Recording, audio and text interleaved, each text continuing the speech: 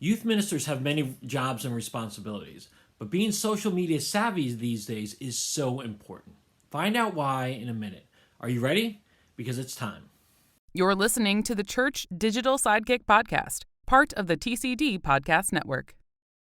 Hey heroes, my name is Tom Pounder. I'm the host of the Church Digital Sidekick Podcast, and this is the podcast where I bring in ministry leaders and we talk about how to be more effective in our ministry world in this very digital and online world that we're in today.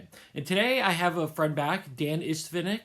Dan is a family minister over in the Illinois area, and I've known Dan for a few years. Mostly we met on Twitter, and we've just been following each other ever since. He's been on the podcast a number of times, and you can check out some old episodes I have with Dan on the podcast. But today we're going to talk about why it's so important to be social media savvy as a student minister. Listen, we know that there are so many different roles and responsibilities that a student minister has, but being social media savvy is so important because what you communicate online really shows people Jesus or it shows them the quite opposite. So today we talk about what it means to be social media savvy. But before we get into the podcast, I want to remind you, if you enjoy this episode, either on YouTube or on iTunes or Spotify, definitely subscribe to it. There's a subscribe button on every place you're listening to it or you're watching to it. So we would love for you to subscribe to it today. All right, so now we're ready to get in the interview. Let's welcome Dan as we talk about how to be social media savvy as a student minister. All right, with me right now is Dan Istvinik. Dan, how are you, man? Doing really good. Get ready for the holidays. Yeah, that's good. I mean, it is a festive time of year. And again, I'm looking at you and you've got, some, is that orange or brownish? It is orange. It's my orange sweatshirt. Oh, nice. Nice. Is that to represent Thanksgiving or the Chicago Bears? Thanksgiving. Okay, good. Well, I don't know if I want to represent the Chicago Bears right now, fortunately. So yeah.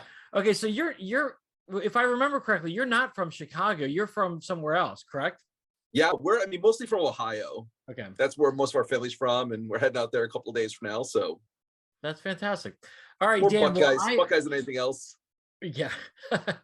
All right. So I know you and I've been following each other for quite a number of years. You've been on the podcast before, but for someone who may not have been listening to you or don't even know who you are, quickly describe what you do and how long you've been doing it.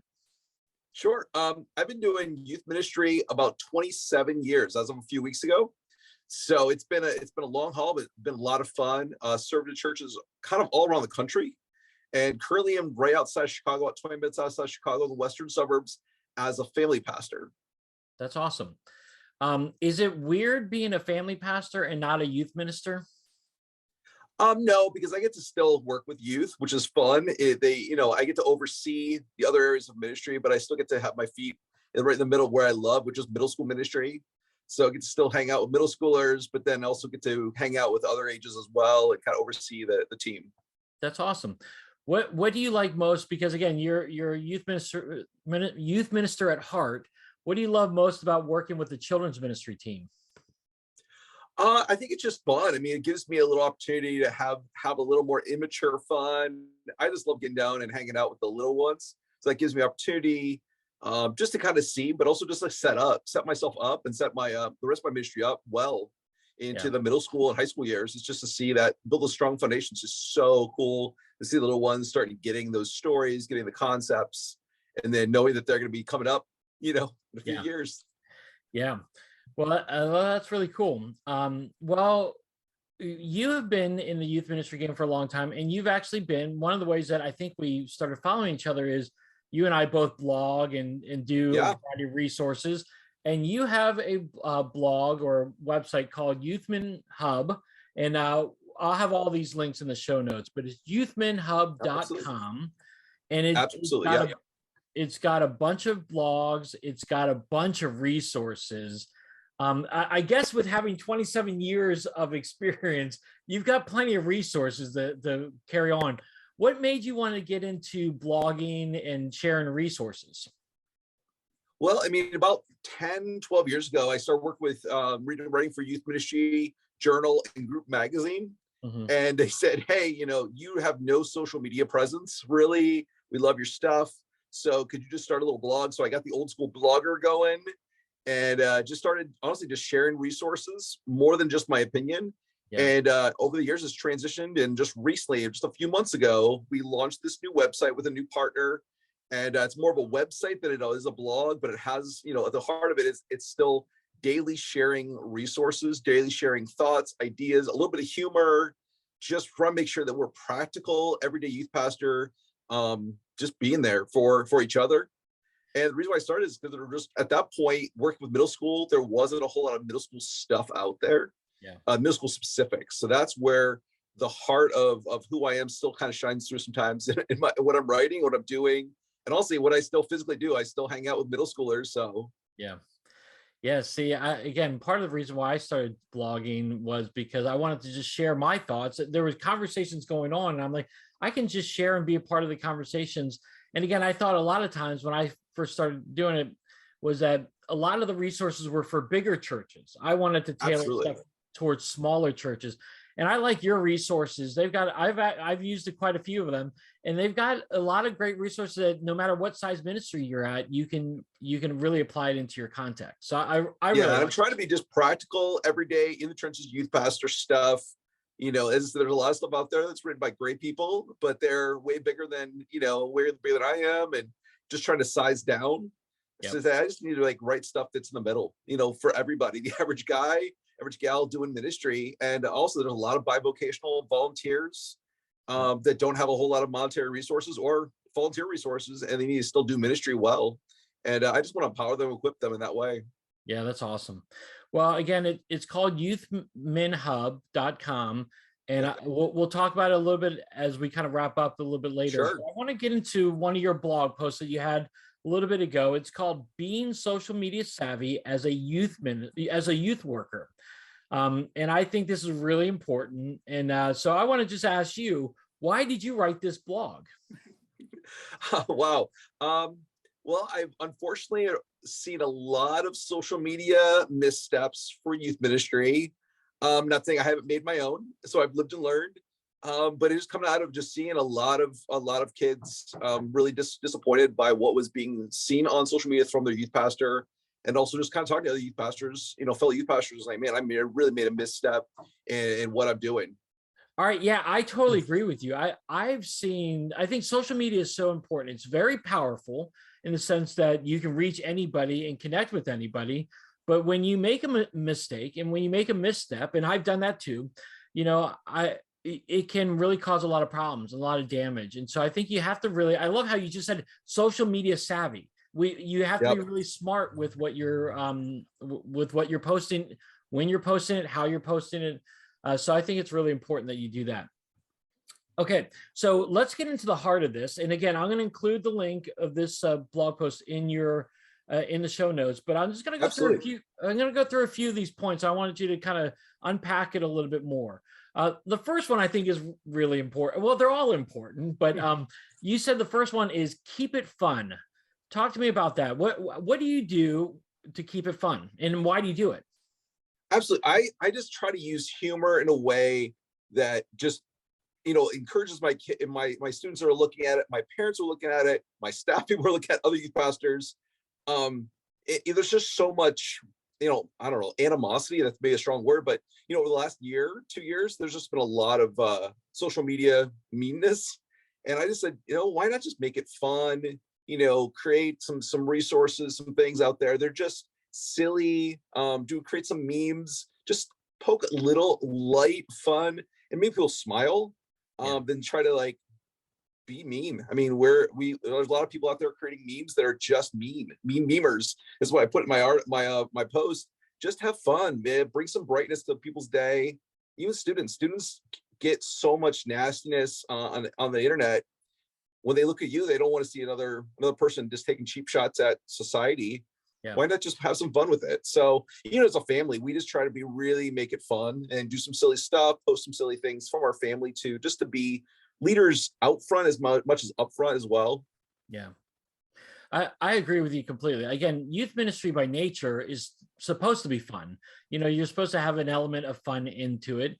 And so I think by you doing fun, it's breaking down walls. It's kind of like what we talk about in youth ministry in general. You want to break down walls. And when there's so much, I think, negativity centered around believers and church leaders, that when you show fun and when you post some fun stuff, you're really saying, oh, well, the people are thinking, well, I didn't think that person was fun, or that's kind of funny. Maybe I'll listen to him or her a little bit more. So I think including that fun stuff is great. Yeah, it just literally is God's joy coming out in Yeah. clean ways. It really is. It's easy. It's not that hard. Yep. And we make it a lot harder than we sometimes it needs to be, just to bring out the joy of life. Yeah, I agree. So you like posting memes? Yeah. Yeah.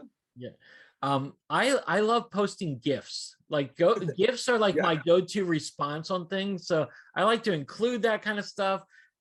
So I think that's really funny. Do you follow the wrestling pastor on Twitter? No, I don't. I have to look that up.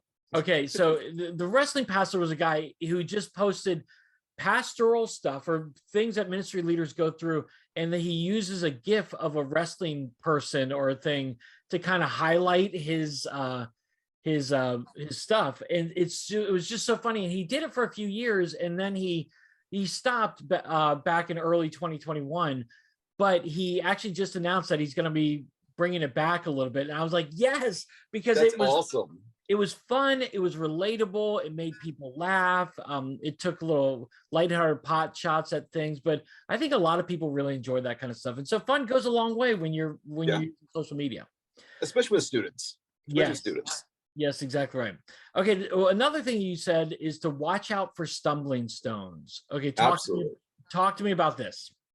And it really, really comes to our own standard or expectation for ourselves as a family, myself, but also even just kind of how I communicate to my volunteers, other staff members, is, the world we live in. We're not trying to beat anybody up on their Christian liberties, but there's so many students that have struggled through different things that we need to be super aware of what we post, in ways that are going to just cause kids to stumble, whether it be, whatever the social or, Christian liberty, thing is. There's some things that just are going to offend kids, or, they're new believers, they're young believers, are trying to figure out their faith. And when we post things, we just be very, very aware, very cognitive of what we post, how we post, or even who we post to. There is, privacy settings. You don't have to post everything so that your students and your families see everything you do. If you want to do something, or, whatever, that's fine, but, limit it to who sees it. If you really feel like it needs to be out there. But there's some stuff, I don't know, it just really doesn't need to be out there on social media.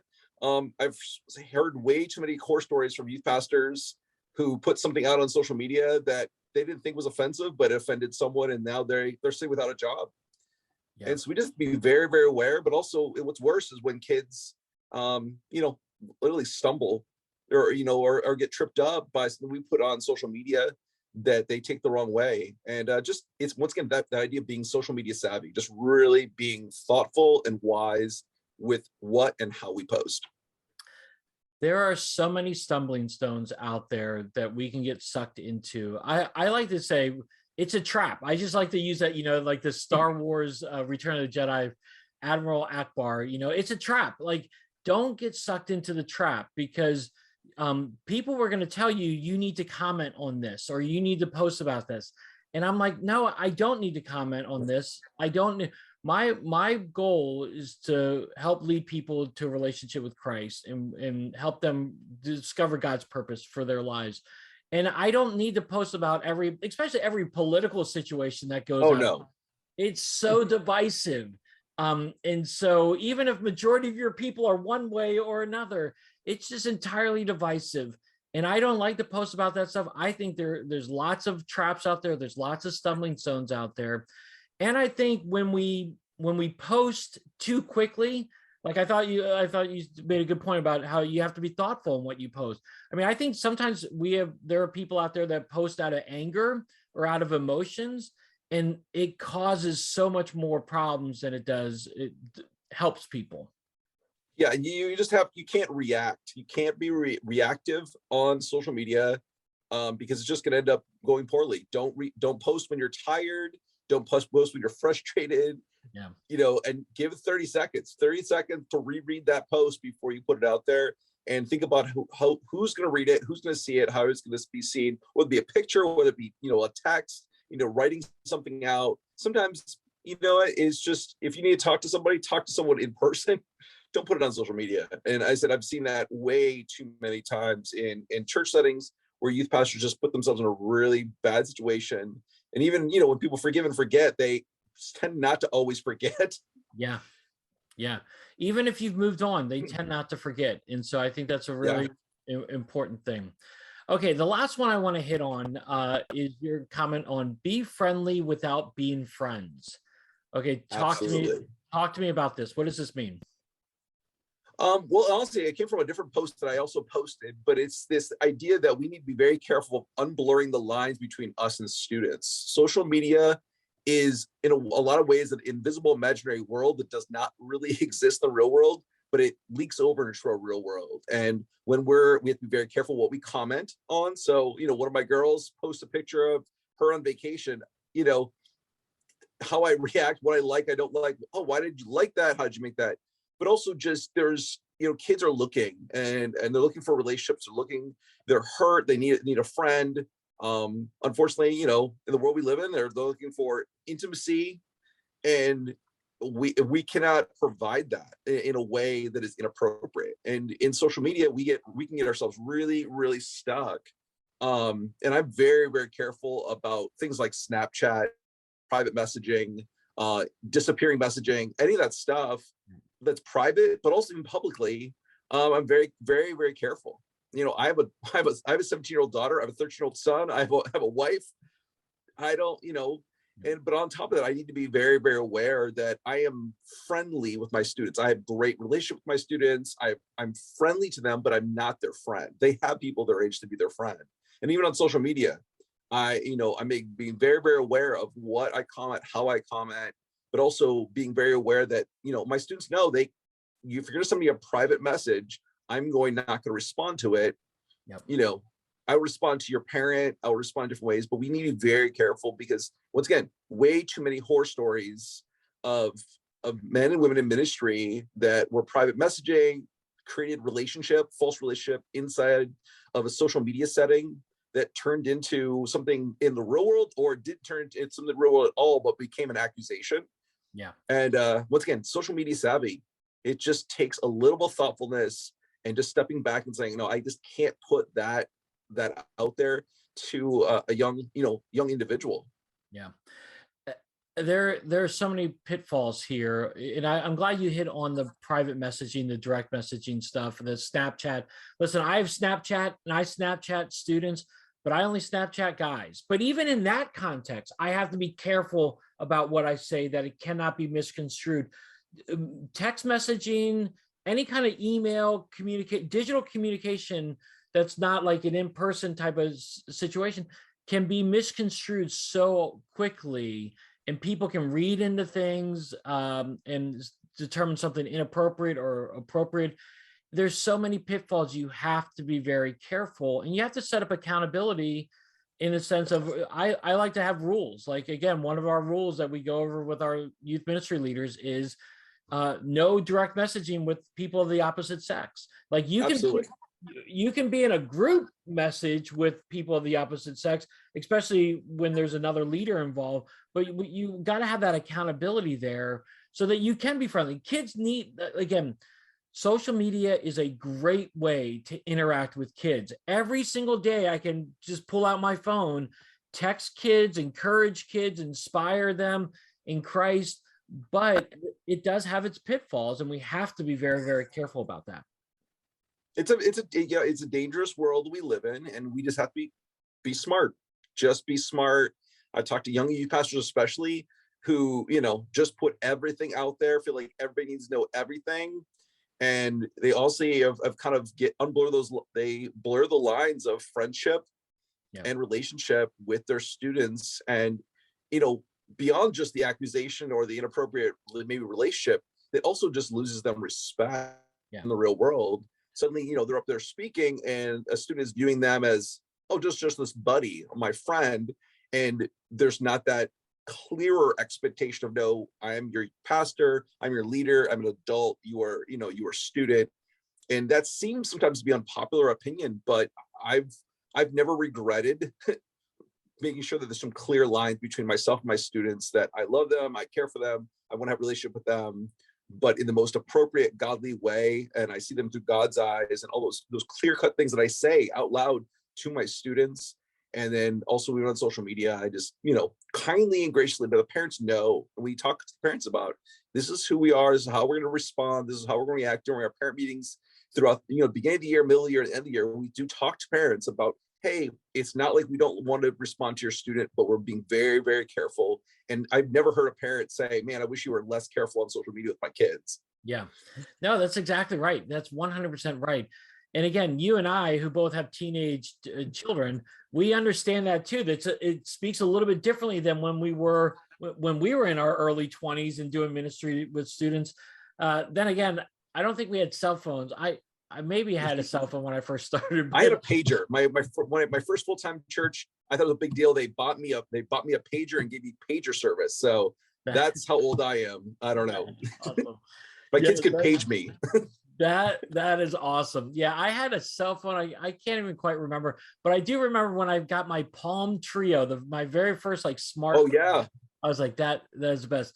But you're right. Like when we're old enough to know the term of buddy leader. I mean, when I was being trained, I was like, you don't want to be that buddy leader. You want to be that adult friend who's a role model. And again, your comment of being friendly without being friends is really in that line. You are that adult. You're an adult. They're a kid, a teenager, and you have that boundary set up. And I think that's really important.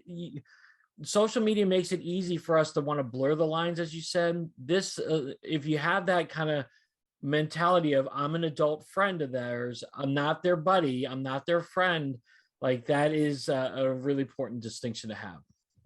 Huge. Yeah. Well, listen, we could go on and on about this, but there's a few other points that you have that I think are really important that I want people to check out. So I want people to go to your website, and I want them to go to the link that I'm going to include, Being Social Media Savvy as a Youth Worker. You've got lots of great content on here. What are there emphases at Youthman Hub that you like to focus on? Or are you all about all sorts of resources and all sorts of content? We're trying to provide a lot of things. We're trying to hone it down a little bit more. We have a great resource coming out very, very soon after the new year that I'm excited about. That's going to be an all-inclusive resource that I've been looking around. I haven't seen something like this, but you're going to see something come out that is going to be an all-in-one resource for youth pastors, youth workers to grab, and kind of a grab and go. Everything's included for really affordable. We try to post 4 or 5 times a week. So Monday through Friday, there is something on there in the blog. And then every couple of weeks, we'll put out a new game, we'll put out a new lesson, put out some new resources. There's some freebies that we're trying to create as well. We just want to make sure we're giving out as much as we can. So a couple weeks ago, we gave out 10 scavenger hunts, and that has been a hot download. Everybody's been grabbing those. It's just a PDF ebook. We gave away a couple games. We're giving away some Christmas stuff as well. The other day, we just really want to make sure that the average, in the trenches youth guy, youth gal has the resources they need affordably. And then we're also just trying to give away a lot of free stuff just to have fun and allow everybody to be equipped the way they should be. So, well, dude, I love your resources. And I think you've got all the experience. You do coaching too, correct? I do some coaching. I do some speaking as well. COVID has been a little different, but we are stepping back into that world. So we're more than happy to we lead up parenting seminars. I've done some camps, conferences, retreats for students. You're looking for somebody to come in and help you just train your youth workers, an outside voice. It's always good to sometimes have a different voice than your own, stepping in and saying some things that you want to say but you can't. Yes. But yeah, any way we can help. I mean, we're available. That's why we created this website, to really be an all-in-one inclusive resource for youth pastors, youth workers, volunteers, bivocational, part-time, everything we can do, just put it out there. And we want to hear back. We want to be able to interact with people and say, hey, what do you need? What can we create? Yeah. And, be a part of that. Dude, that's awesome. I think what you're doing is awesome. I love your resources. And I would strongly recommend people going to check it out. Again, you've got free stuff, you got some paid stuff, and then you got some encouragement. Being, again, you've got over 27 years of experience. People can definitely learn a lot from you. So, Absolutely. Hope so. Dan, I thank you so much for joining me today and being with Yeah, me. well, thanks for having me on again. Yeah, I'll have you on again some more after the new year and everything like that. But I hope you have a great holiday season. All right, so what did you think? I always enjoy having Dan on there. He's a veteran in youth ministry, and he's got a lot of great resources. So definitely check out his website. I'll include that in the show notes. But I always love having him on there and just his processing on why he thinks it's so important to be social media savvy. I think it's really important to be social media savvy. So definitely check out his blog post, the rest of the points that he has on there, and check out his website. But I would also love to hear your thoughts on this. So if you've got comments, if you're watching this, definitely put it in the comment section. But if you're listening to it, definitely hit me up on Twitter at TA Pounder. I would love to carry this conversation on with you some more because it's a really important conversation. As we said, what you communicate online either draws people closer to Jesus or further away. So what are you doing and how are you communicating effectively online in social media? That is so important as a student minister. So I would love for you to ask some questions, give me some thoughts, share your insights on it as well. Again, you can put a comment or hit me up on Twitter. All right, heroes, well, that wraps it up for another episode of the Church Digital Sidekick podcast. As always, go to thechurch.digital. There's tons of content on there about digital tools and trends and how it applies into your ministry. And we've got a lot of stuff more coming out in the weeks ahead. So we'd love for you to check that out. But also make sure you check out the Digital Bootcamp Facebook group. There we've got ministers from all different backgrounds, part-time, full-time, volunteers, student ministers, executive pastors, senior pastors, children's ministers, all sorts of ministers together learning digital tools and trends and how they apply into our ministry context. So we want to make sure that you get onto the Digital Bootcamp Facebook group. It's a great group and we'd love to have you in there. All right, heroes, well, I hope you have a great rest of your day, a great rest of your week, and until next time, have a great one.